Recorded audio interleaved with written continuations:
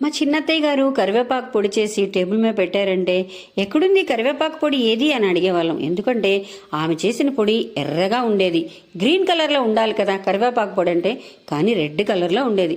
అంత ఘాటుగా చేసేవాళ్ళు, కానీ భలే టేస్ట్గా చేస్తారు ప్రతి ఐటెం కూడా. సరే, మనం హెల్దియర్ వెర్షన్కి షిఫ్ట్ అయ్యాం కాబట్టి మనం గ్రీన్ కలర్లోనే చేసుకుందాం. ఫస్ట్ మొదటిగా కరివేపాకుని చక్కగా శుభ్రం చేసుకున్నాక చక్కగా ఆకులన్నీ ఈ విధంగా తీసి నీడలోనే ఆరబెట్టుకోవాలి. ఎండలో ఎంత మాత్రం ఆరబెట్టుకోకూడదు.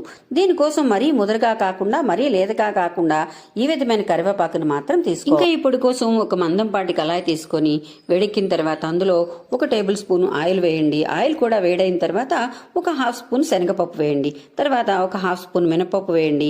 తర్వాత ఒక 10 మెంతులు వేసుకోండి. మెంతులు వేయడం వల్ల మనకి వేడి చేయకుండా ఉంటుంది. అలాగే ఒక 6 వెల్లుల్లి రెబ్బలు కచ్చపచ్చగా దంచి వేసుకోండి. 1 స్పూన్ ధనియాలు కూడా వేసుకోండి.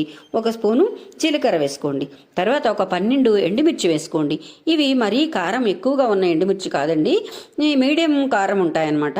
అవి కూడా చక్కగా వేగిన తర్వాత ఈ విధంగా కరివేపాకు 3 గుప్పెలు వేసుకున్నాను నేను. ఈ కొలతలకి 3 గుప్పెలు కరివేపాకు వేసుకోండి. చక్కగా ఈ విధంగా మెల్లగా వేపుకోండి. ఈ కరివేపాకు ఏ పొడి చేసినా సరే మీరు ఎప్పుడు కూడా సిమ్లో పెట్టుకోవాలి. మరీ హైలో పెట్టి ధనధనలాడించేస్తాం అనుకుంటే మాత్రం కాదు. ఎందుకంటే సిమ్లో పెడితే అవి చక్కగా వేగి ఆ రుచి అనేది మనకి వస్తుందన్నమాట. మనం చేసే వంటలోకి టేస్ట్ వస్తుంది. చూసారా ఎలా వేగిందో? ఒక్కటైనా మాడిందా ఎక్కడైనా మీకు?